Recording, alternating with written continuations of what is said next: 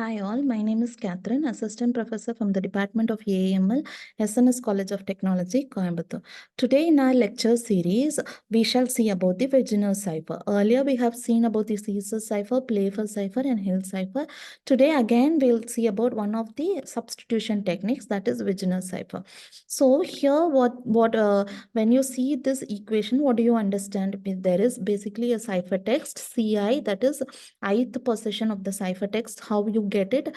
Pi, plain text ith position, plus key ith position. You take the ith position of the plain text and you encrypt it with the ith position of the key, and you do mod 26 for encryption. As you all know, by this time decryption is just an inverse of the encryption. So the first letter of the key is added to the first letter of the plain text mod 26. That basically, it's in simple terms, you're adding and you're doing a modular function. The second letter are added, so on. So for the next m letters of the plain text, the key letters are repeated. So I'll show you with an example. Here you are taking a key as deceptive, okay, but the plain text is we are discovered, save yourself. The plain text is very long, but the key is smaller compared to the plain text. So you are doing what we are doing, we are taking every position of the plain text and you are doing addition function. So in order to do this, when you have this deceptive, it will be over till here, discovered.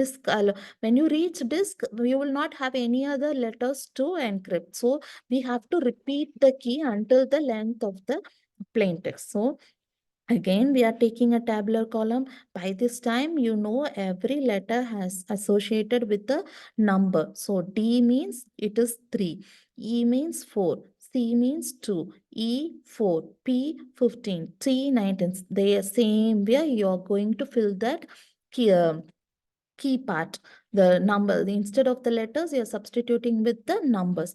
Then you go to the plain text. Instead of W, you put it as 22. Instead of E, you put it as 4. Instead of A, you put it as 0. Instead of I, you put it as 17. Same way, you fill the entire table. So now we go back to the formula. What it is given, Ci is equal to Pi plus Ki mod 26. So you have to add them both. 22 plus 3 is 25. 25 mod 26 is 25. So 4 plus 4 is 8. 8 mod 26 is 8.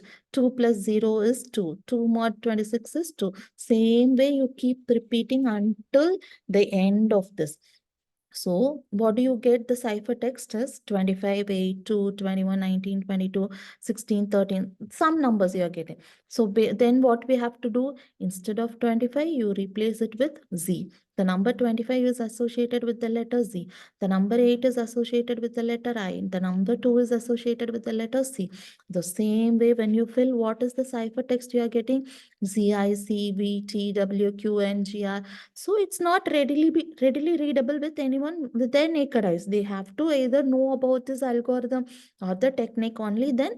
So this is one of those techniques which is giving the encryption or the confidentiality, integrity, whatever the security mechanisms which is to be provided, or the security services that should be provided to an organization, is provided using one of these techniques.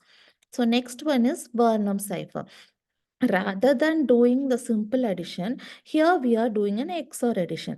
So Burnham cipher XOR addition means, you obviously know the letters has to be converted into what? Bits. So we take a plain text. Here the plain text is OAK. So if instead of O, what is the associated number is 14. You convert 14 into what? Binary format.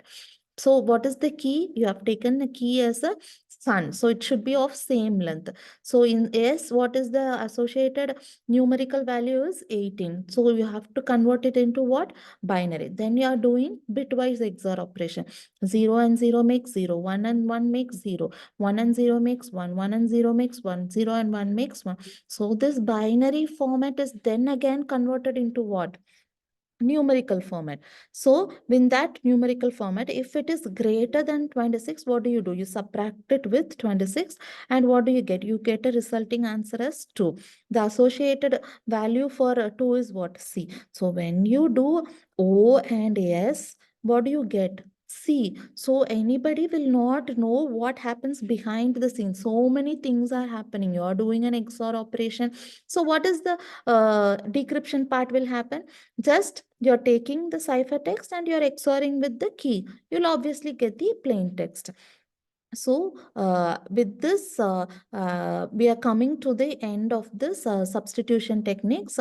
I hope you all understood so far about the basics of the cryptography, the various OSS security architecture, the secure types of attacks, and the various security mechanisms and the security services provided, and how this substitution techniques we are using, how many different things are there, how each one is unique and different from one another. So with this, we come to the end of the substitution techniques, and later we shall see about the transposition techniques, which is also one of the important and interesting technique used to encrypt and decrypt the message. I hope you all understood. Thank you.